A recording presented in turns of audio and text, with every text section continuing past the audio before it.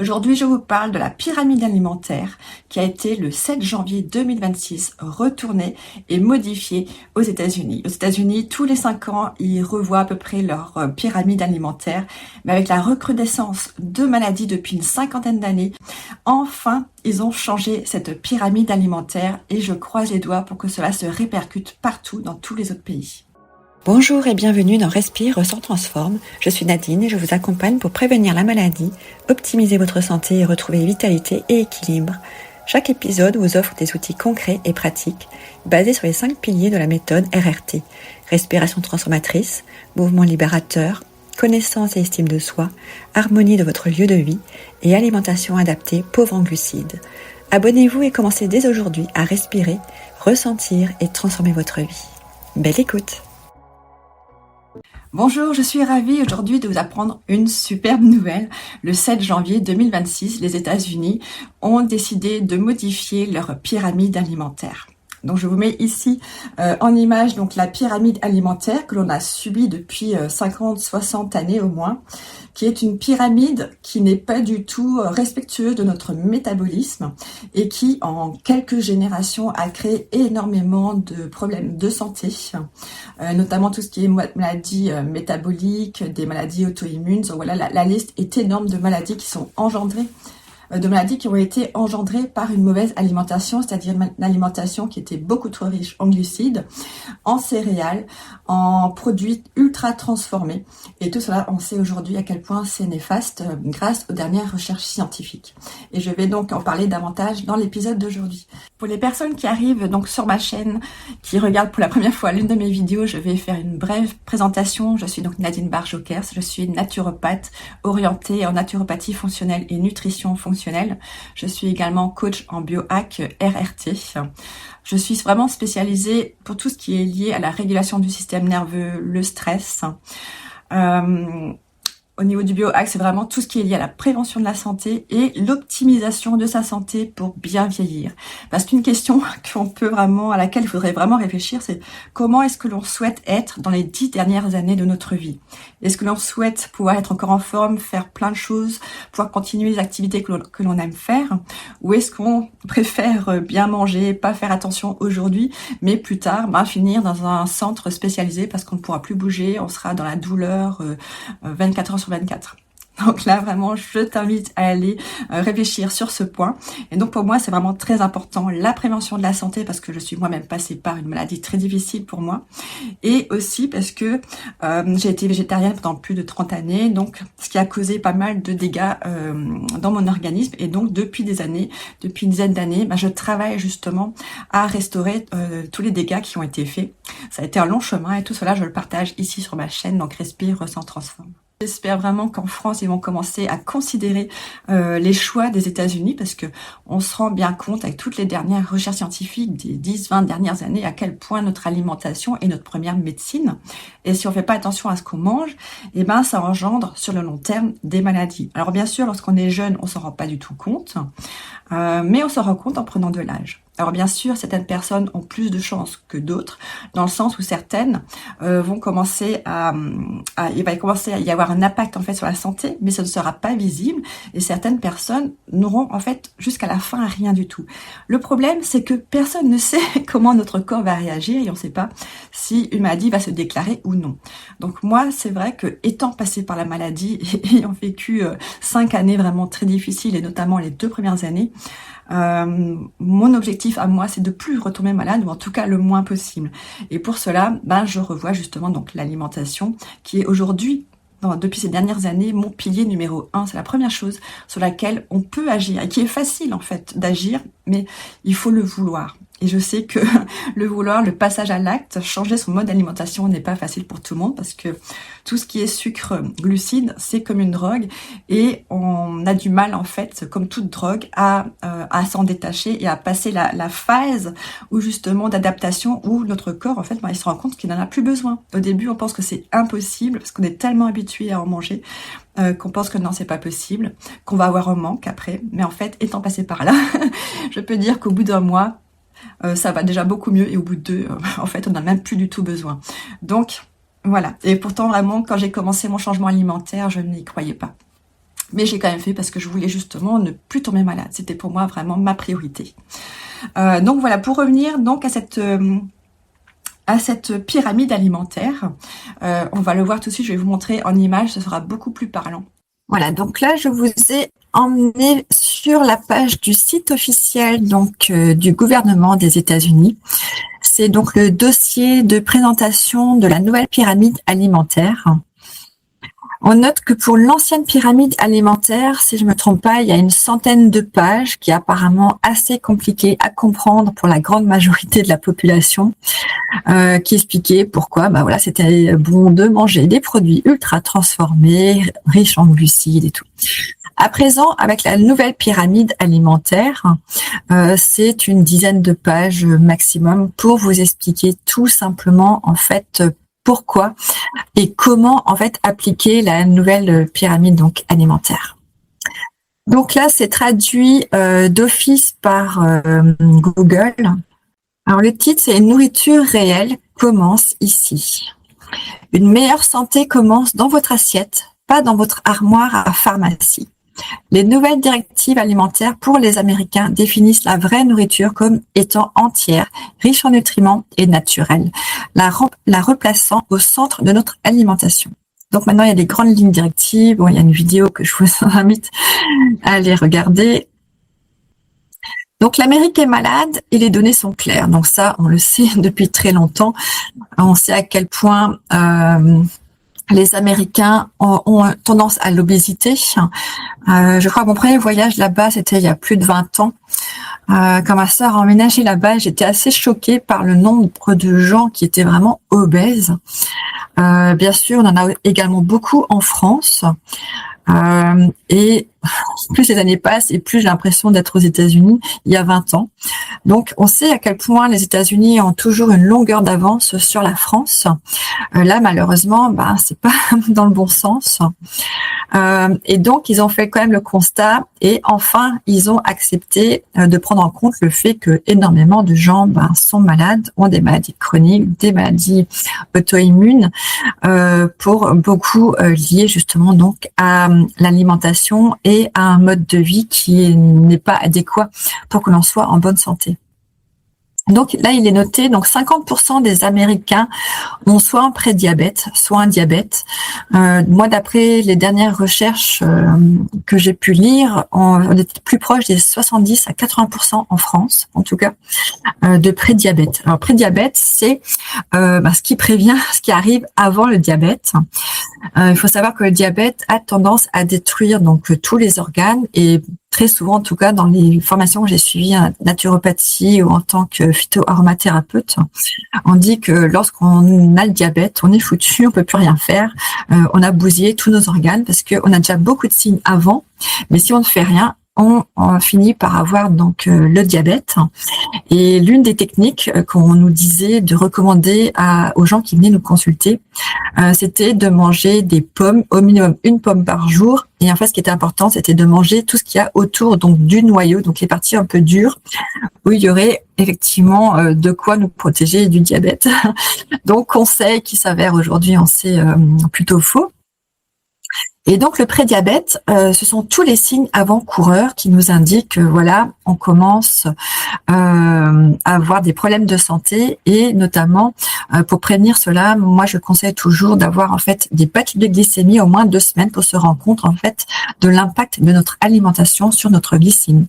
L'idéal étant vraiment de lisser notre glycémie tout au long de la journée pour déjà éviter des pics de glycémie qui nous mettent à mal, mais également pour éviter de tomber dans la résistance à l'insuline, ce que de plus en plus vers quoi nous allons tous, et même déjà les enfants malheureusement, parce que moi je vois par rapport à ma fille, j'essaie vraiment de lui inculquer des valeurs au niveau de la santé, de l'alimentation. Mais à partir du moment où elle a été donc à l'école avec les goûters, c'était fini parce que elle voit ce qu'elle mange comme goûter, elle voit maintenant à l'école primaire ce que les parents mettent dans les goûters des enfants. Donc elle, ce qu'elle veut, c'est être comme tout le monde et manger la même chose que les autres. Donc ça, c'est très très compliqué de pouvoir faire en sorte que nos enfants mangent bien. Bien sûr, à la maison, je fais de mon mieux, mais ça, malgré tout cela a un impact, puisqu'on sait aujourd'hui à quel point le sucre, les glucides sont une drogue, et donc lorsqu'on est drogué, c'est très difficile de s'en passer, et on en veut toujours plus. Donc voilà, pourquoi les enfants ont déjà du prédiabète ou ont déjà des maladies chroniques ou auto-immunes. Et ben voilà, on n'a pas besoin de chercher très loin, il suffit déjà de voir le nombre de mamans qui allaitent, mais pour la grande majorité n'allaitent plus. Moi, en fait, de toutes les mamans, je n'en connais aucune qui a allaité son enfant pendant au moins la première année, ou même carrément pas du tout. Elles n'envisagent même pas en fait l'allaitement, alors que c'est tellement important pour aider à la création du microbiote intestinal chez l'enfant, mais également les différents microbiotes que l'on a sur soi, mais sans compter tous les problèmes justement intestinaux que l'on peut avoir, de digestion, donc plein de choses, l'immunité. C'est tellement important d'allaiter. Donc ça, c'est vraiment un grand message que je pense qu'il faut faire passer aux mamans, c'est que il y a beaucoup de choses que l'on raconte sur l'allaitement, sur la perte de poitrine, sur plein de choses, mais en fait, il y a énormément de choses positives pour soi et pour son bébé. Donc, je pense que c'est un point non négligeable qu'il faudrait quand même revoir lorsqu'on souhaite être enceinte et avoir des enfants. C'est mon point de vue, un peu direct, mais c'est tellement important. Ensuite, donc, l'état de santé. 75% des adultes déclarent d'avoir au moins une maladie chronique. Alors, c'est quoi une maladie chronique? Ce sont des signes que l'on a depuis déjà un beau moment. Il faut savoir que notre corps est intelligent, il nous envoie des signes.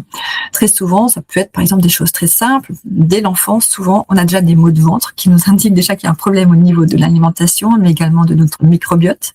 En grandissant, comme on est habitué à avoir tout le temps des maux de ventre, c'est très régulier, des ballonnements, des flatulences, des maux de tête, plein de petits signes comme ça, on pense que c'est en fait normal, qu'on est censé avoir mal tout le temps, mais en fait, c'est pas le cas. Et donc, au fur et à mesure du temps, notre corps, comme il a cette intelligence de nous envoyer des signes, mais si on les écoute pas, ces signes commencent à devenir de plus en plus percutants et difficiles à vivre, jusqu'au jour où on se réveille et la maladie est là. Et là, ça devient très difficile suivant ce qu'on a comme maladie chronique. C'est-à-dire, c'est quelque chose donc qui revient, qui empire au fur et à mesure du temps. Ce sont des maladies, si l'on reprend son hygiène de vie, que l'on peut justement voir disparaître. Et justement, pour moi, il n'y a rien de mieux que justement lorsqu'on est déjà malade, d'en sortir en changeant son hygiène de vie, et ensuite de passer par la prévention pour que cela ne revienne pas. Parce que les maladies chroniques ont très souvent tendance à revenir si on revient sur notre ancien mode d'alimentation. Donc, c'est important d'écouter les signes et de voir ce qui se passe.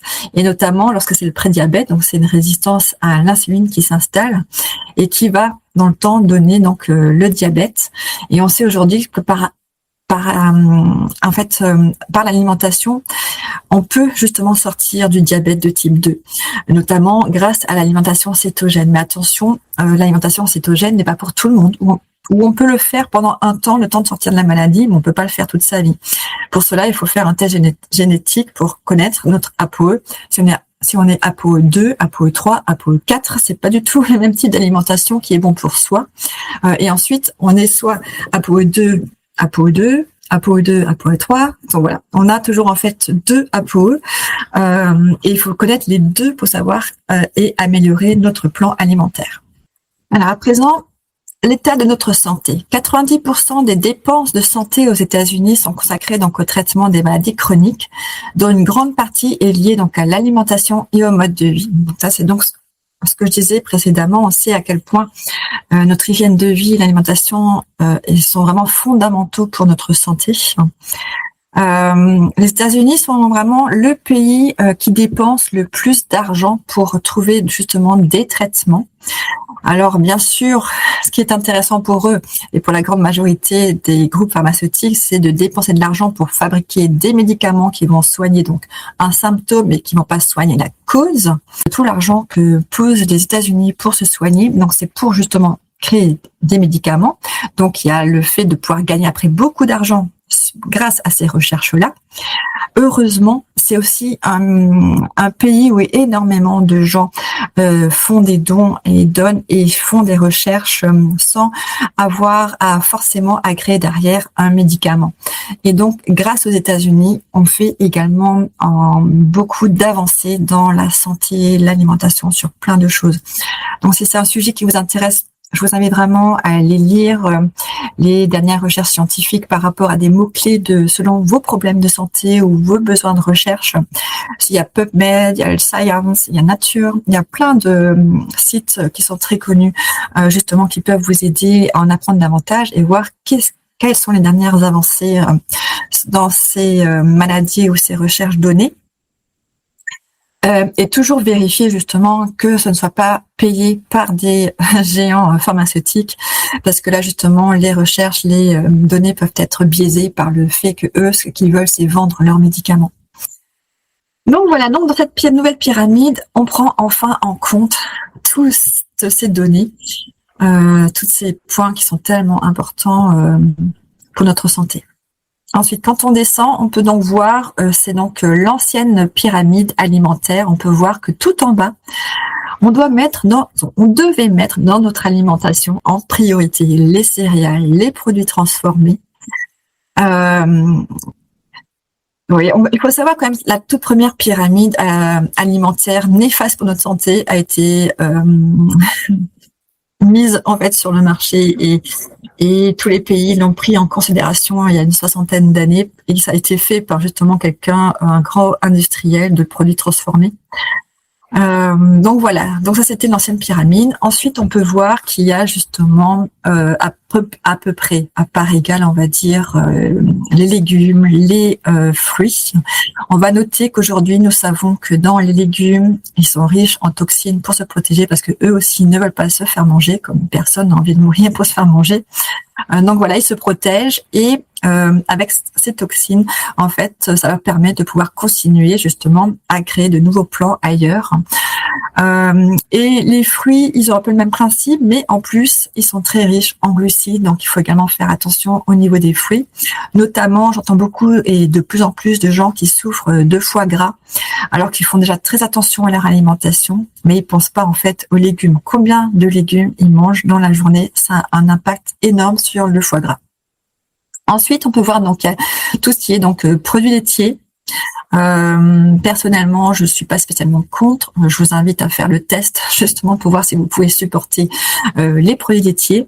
Et si c'est le cas, je suis pas spécialement contre. Au contraire, c'est plutôt intéressant. Mais alors attention, c'est toujours important de comprendre que la qualité de ce qu'on mange est la première chose qui va nous décider à acheter ce produit, que ce soit de la viande, un produit laitier, un légume. On pense d'abord à la qualité, parce qu'un produit bas de gamme n'a pas de nutriments. Nous, ce qu'on veut, c'est nous se soigner, c'est prendre soin de notre organisme, de notre métabolisme avec notre alimentation. Donc la qualité est primordiale, et la qualité ne coûte pas plus cher. Pour l'exemple, on va dire quelqu'un qui s'alimente aujourd'hui de manière, on va dire dans les standards, c'est-à-dire beaucoup de produits finis, transformés, beaucoup de glucides, c'est quelqu'un qui va donc faire des pics de glycémie, qui va donc avoir très souvent beaucoup de fringales au cours de la journée, et donc beaucoup de grignotage. Et si on compte sur un mois complet, je suis persuadée que les personnes qui mangent ainsi dépensent beaucoup plus d'argent qu'une personne qui va faire attention à ce qu'il mange. Pourquoi ? Parce que lorsqu'on commence à acheter des aliments de qualité, qu'on commence à manger avec la nouvelle pyramide alimentaire, on se rend compte qu'en fait, on a beaucoup moins faim, on a plus ces pics de glycémie qui nous donnent envie de grignoter toute la journée, et petit à petit, en fait, on mange beaucoup moins. Et c'est pas pour autant forcément qu'on maigrit, ça c'est encore un grand sujet.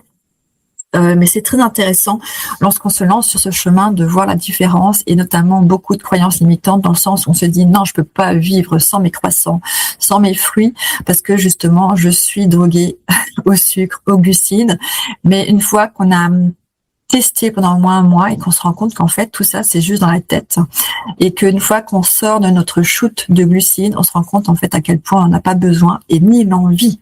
Et c'est ça qui est bluffant. Moi qui ai toujours été un bec sucré, qui ai toujours mangé depuis enfant énormément de produits sucrés, de chocolat, tout ça, parce que mon père travaillait dans la plus grande entreprise de chocolat. Et donc, forcément, j'ai grandi avec ça. Et pour moi, je me disais, c'est pas possible que je puisse ne plus manger tous les jours du chocolat. Et pourtant, c'est le cas aujourd'hui. Donc, voilà, pour dire que tout est possible. Tout est une question de motivation pour se lancer dans ce changement alimentaire. Alors, je tiens quand même à revenir. Donc là, on voit ici donc la pyramide, l'ancienne pyramide alimentaire. Donc, on peut voir donc les pois laitiers.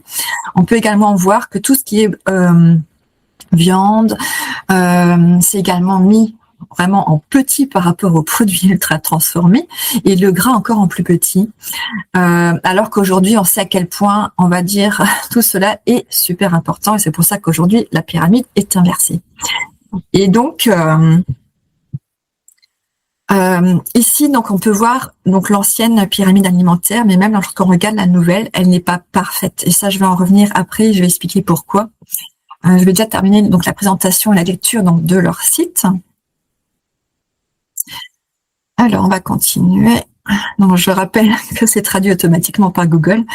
Donc voilà, ils se sont rendus compte pendant ces dernières décennies donc de tous les risques pour notre santé et aussi du coût que ça implique de devoir soigner autant de gens. Et en fait, ce qu'il y a aussi, c'est que, et je pense qu'ils ont pris ça en considération sur le fait qu'ils ont changé, c'est que d'après les calculs, on se rend compte à quel point le pourcentage, le nombre de gens qui vont être malades dans les prochaines années vont être tellement énormes qu'on pourra jamais satisfaire les malades et surtout qu'il y aura énormément de mortalité et que pour que les pays puissent continuer de vivre, on a besoin que les gens soient en bonne santé et donc là on commence enfin à s'en rendre compte et à passer à l'action.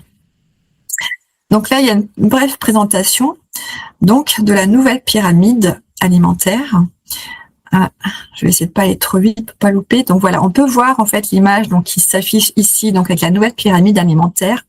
Et donc on peut voir qu'à présent, la plus grande partie, on doit vraiment manger au maximum.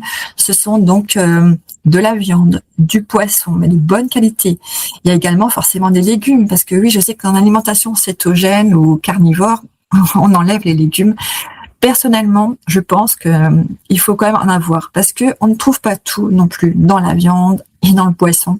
Il nous faut quand même des nutriments, des fibres. Alors bien sûr, c'est très important de connaître son ApoE parce qu'effectivement, l'ApoE 4 va plutôt privilégier justement les légumes. Il aura beaucoup plus de mal avec tout ce qui est le gras, la viande. L'ApoE 2, qui est quand même très rare, c'est l'inverse. On va justement privilégier justement l'alimentation cétogène avec des bons gras.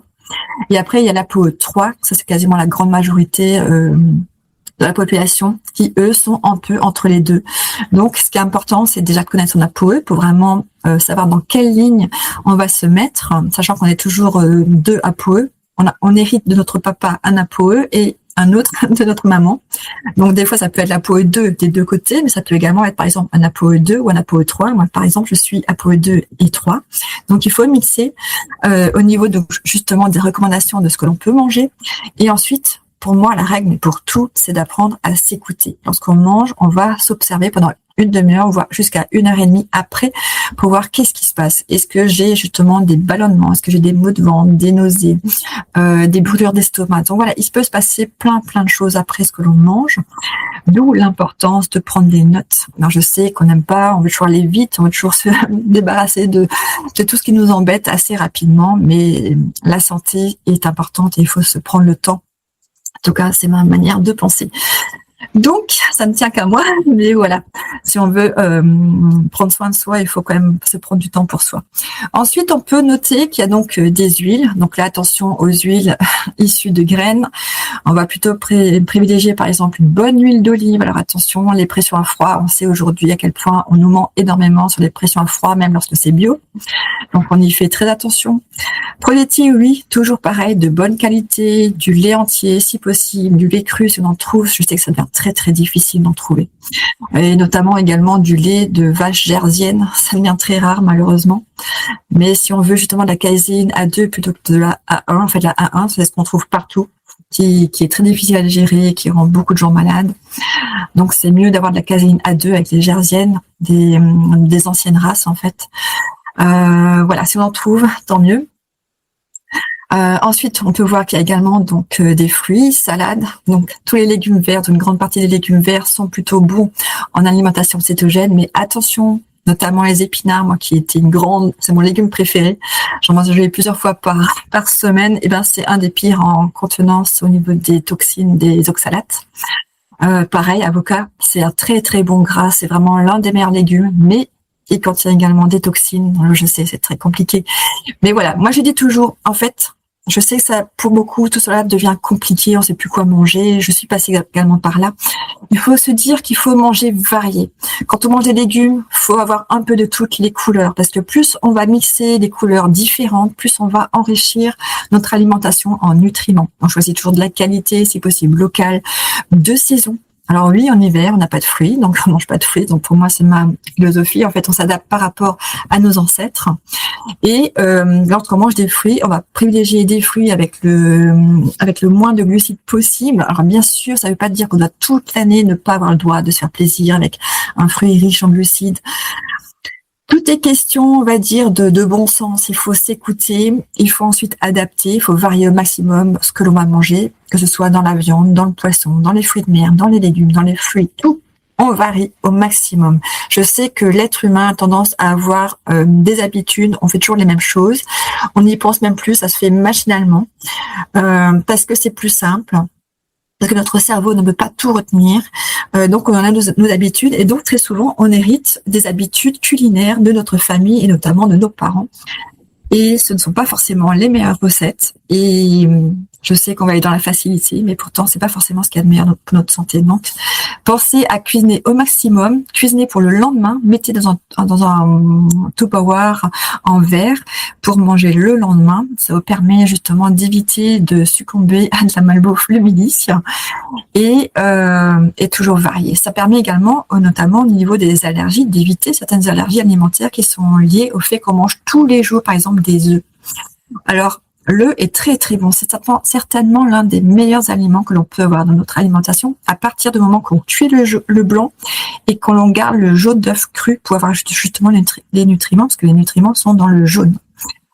Et mais pas tous les jours. C'est-à-dire de temps en temps, il faut également manger d'autres choses pour justement éviter de devenir allergique, par exemple, à l'œuf. Mais c'est valable pour tout. Parce que oui, on peut être allergique, par exemple, aux fraises. En fait, il existe plein de choses pour lesquelles on peut être allergique. Donc voilà. Donc il y a des bons gras, il y a également des oléagineux, également des légumes. Attention, la banane jaune est très riche donc en sucre. On va plutôt privilégier les bananes vertes.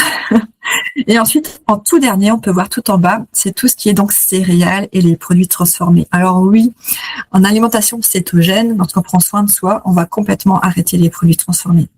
Maintenant, lorsqu'on est dans cette transition où qu'on souhaite simplement diminuer ses glucides, parce que rien que de les diminuer, c'est déjà excellent pour notre santé. C'est déjà vraiment un grand pas en avant.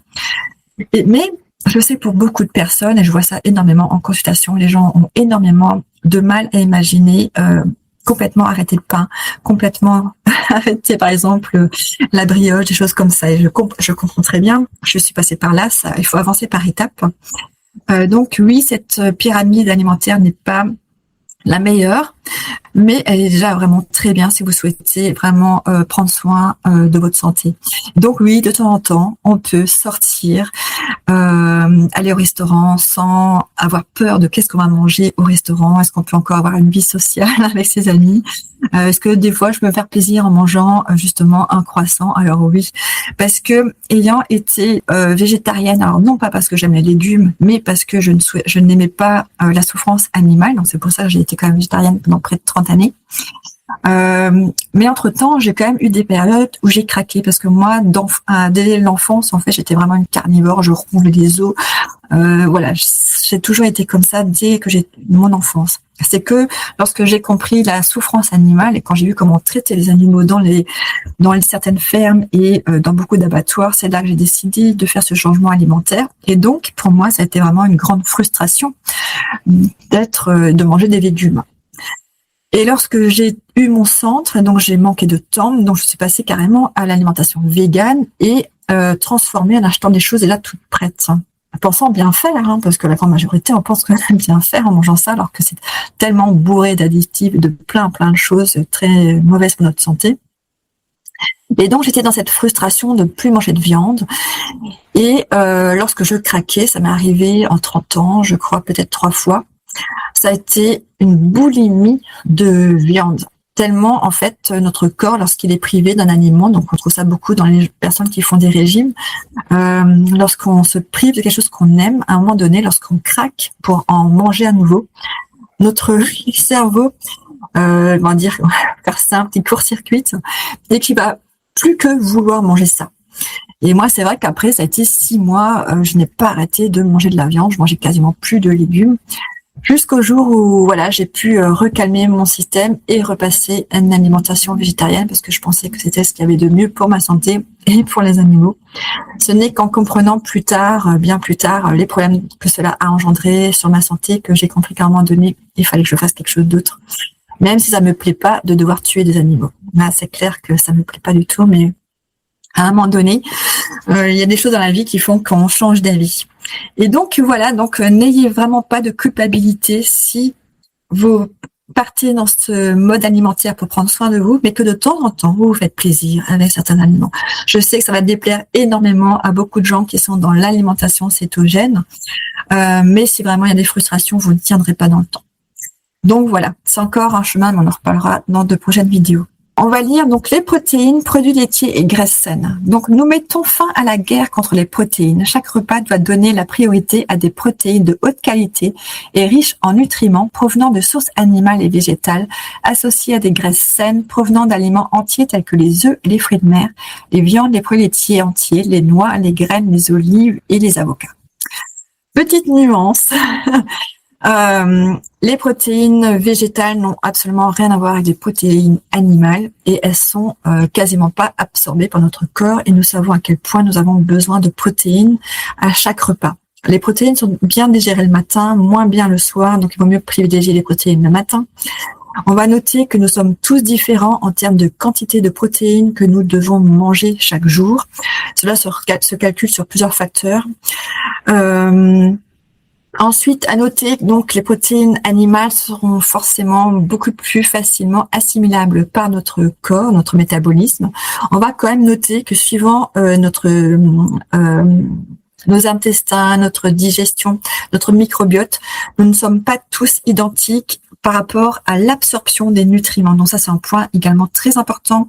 Je vous recommande vraiment de vous faire vraiment suivre là-dessus pour voir est-ce que vous avez un bon microbiote, est-ce que votre intestin fonctionne correctement, est-ce qu'il n'y a pas de perméabilité, de dysbiose, de cybose. Donc voilà, c'est vraiment tout un point très important, parce que s'il y a ça, on a beau bien manger à côté, il se passera rien du tout au niveau de notre santé, ça va pas améliorer notre santé. Ensuite, donc les œufs, je le disais déjà, c'est certainement le meilleur des aliments en termes de nutriments pour moi. Les fruits de mer sont très importants, on a besoin d'iode. Je sais que ça a été pendant longtemps, ça fait partie comme le sodium de ce qui est mauvais pour notre santé, mais en fait c'est pas le cas. Sodium, il faut juste faire attention si maintenant on a de l'hypertension ou si on a la sclérose en plaques, mais sinon autrement c'est plutôt recommandé, mais c'est toujours pareil. Il faut faire des tests, voir où sont nos niveaux, parce que avant de passer aux compléments alimentaires, ça ne sert à rien d'en prendre si nos niveaux sont bons. Il faut en prendre que s'ils sont plutôt négatifs, qui nous en manquent, parce que prendre des compléments alimentaires alors que nos niveaux sont bons ou hauts, ça peut engendrer vraiment beaucoup de problèmes de santé également. Donc c'est très important de faire un test pour cela. Noix, graines, bon, ça c'est encore un vaste sujet que je développerai dans de futures vidéos. Alors ensuite, je vais ne pas passer trop vite. Non, ça c'était bon. Alors les légumes. Les légumes et les fruits sont essentiels à une véritable nutrition alimentaire. Mangez une grande variété de légumes et de fruits entiers, colorés et riches en nutriments dans leur forme originale, en privilégiant la fraîcheur et une transformation minimale. Donc là, c'est ce que je disais déjà avant, il faut varier les couleurs, il faut essayer quand même de privilégier des fruits et des légumes qui sont pauvres en glucides, parce qu'on essaie quand même de diminuer nos glucides dans la journée, c'est un facteur très très important pour notre santé. Donc pas transformé, manger cru, ça dépend des personnes, on n'est pas tous pareils, on ne va pas tous bien digérer les légumes crus, même s'ils sont beaucoup plus riches en nutriments. Et en cuisson, on va plutôt privilégier une cuisson à la vapeur, pas dans l'eau parce que tous les nutriments partent avec l'eau de cuisson, donc ou alors si on réutilise l'eau pour faire de la soupe. Voilà, donc là, je pense que j'ai pas grand-chose de plus à ajouter par rapport à ce que j'ai déjà expliqué précédemment. Alors, les grains entiers. Les grains entiers sont encouragés. Les glucides raffinés ne le sont pas, c'est-à-dire lorsqu'ils sont transformés. Donnez la priorité aux céréales complètes, riches en fibres et réduisez considérablement la consommation de glucides raffinés hautement transformés qui remplacent la véritable alimentation. Donc là, par exemple, on parle notamment, par exemple, du blé, qui deviendra de la farine. Alors, complet, pendant de nombreuses années, j'ai mangé des produits complets. J'en ai parlé dans ma précédente vidéo, justement, où depuis l'année dernière, depuis 1 an, je suis donc sans gluten. Et lorsque 2 fois j'ai craqué, donc j'ai refait également le test à Noël pour vérifier ce que j'avais déjà pu observer au mois d'août, de manger à nouveau du gluten, et ça s'avère toujours pareil, avec des douleurs articulaires, des lancements dans les os, plein de choses comme ça. Donc je t'invite vraiment à aller revoir la dernière vidéo que j'ai enregistrée, parce que le gluten, tel qu'il a été modifié au cours des dernières décennies pour justement l'agroalimentaire, les industriels, pour faciliter le travail des boulangers par exemple, il n'est pas bon pour notre santé.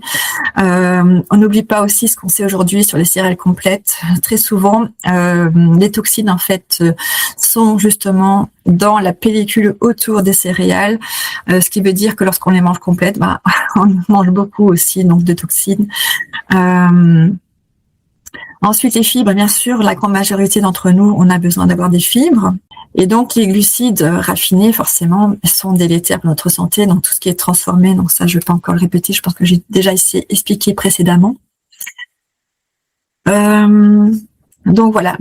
On a à nouveau donc notre pyramide alimentaire. Je la mettrai sur le blog, donc respire-recentransforme.com. Donc là, c'est pas très bien traduit, mais bon, donc là on parle, voilà, donc pendant des décennies nous avons mangé une alimentation qui était malsaine, qui nous a rendu malades. Bon, on va pas toujours revenir encore là-dessus. Donc voilà, je vous mettrai les liens en fait également dans l'article du blog. Si j'oublie pas, je les mettrai également dans la description donc de la vidéo d'aujourd'hui pour que vous puissiez justement aller vérifier. Il y a plusieurs sources différentes qui parlent de ça. Je vais pas aller plus loin parce que sinon la vidéo va être extrêmement longue. Mais voilà, en tout cas, c'est une très bonne nouvelle qu'on a eue et j'espère vraiment que ça va se répercuter également chez nous. En tout cas, même si nos dirigeants décident malgré tout de continuer à partir dans l'alimentation malsaine, alors qu'ils savent très bien à quel point ils sont en train de nous empoisonner. Mais bon, maintenant, ces dernières années, on sait ce qui se passe un peu en France. Et donc, je vous invite vraiment toutes et tous à voir cette pyramide et à commencer petit à petit les changements dans votre alimentation. Bien sûr, n'y allez pas du jour au lendemain, parce que je sais très bien à quel point, pour la grande majorité, c'est compliqué de partir, de tout changer du jour au lendemain. Moi-même, c'est ainsi que j'ai fonctionné, parce que pour moi, c'était beaucoup plus simple de vraiment tout enlever et de tout changer en une fois. Mais ça, il faut s'écouter, ça dépend vraiment de chaque personne.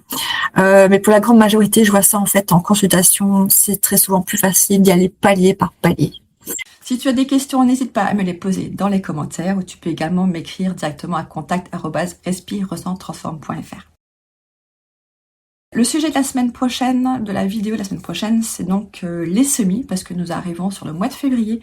C'est vraiment la période pour passer commande, pour acheter ces semis, pour être autonome au maximum en alimentation. Si tu me suis depuis un moment, tu sais à quel point pour moi l'autonomie alimentaire est importante. Alors non, je ne suis pas encore en autonomie alimentaire ici, mais j'y travaille beaucoup depuis 3 années. Même si je ne serai jamais autonome en viande, parce que je n'ai pas l'intention de tuer mes poules, mais en tout cas au moins en légumes. Mais si tu me suis, tu sais à quel point aujourd'hui je fais beaucoup attention au niveau de mes plantations des légumes que j'ai, parce que l'on sait depuis quelque temps à quel point les végétaux en fait sécrètent également des toxines pour se protéger, toxines qui sont très mauvaises pour notre santé. Donc c'est important de bien réfléchir à ce que l'on va semer et planter, par exemple comme arbre fruitier chez soi, pour avoir des légumes et des fruits qui sont le moins riches possible en glucides, qui ont le moins d'oxalate possible, pas trop de lectine. Donc voilà, il y a plein de choses à mettre en place, mais ça ce sont des sujets que j'aborderai par la suite sur cette chaîne. Mais en tout cas, là, nous allons aborder donc les semis, parce que c'est la période de les acheter, sinon après on risque de ne plus en trouver. Merci d'avoir regardé cette vidéo. N'hésite pas à t'abonner à la chaîne si ce que je te propose t'intéresse. Mets-moi un petit pouce, un petit j'aime, ça aide énormément ma chaîne à se faire connaître et à ce que d'autres personnes puissent justement voir mes vidéos. Et n'hésite pas également à partager dans ton entourage. Je suis sûre que ça pourra aider plein de personnes dans ton entourage. Voilà, je te remercie. On se retrouve bientôt. Prends soin de toi. Bye bye.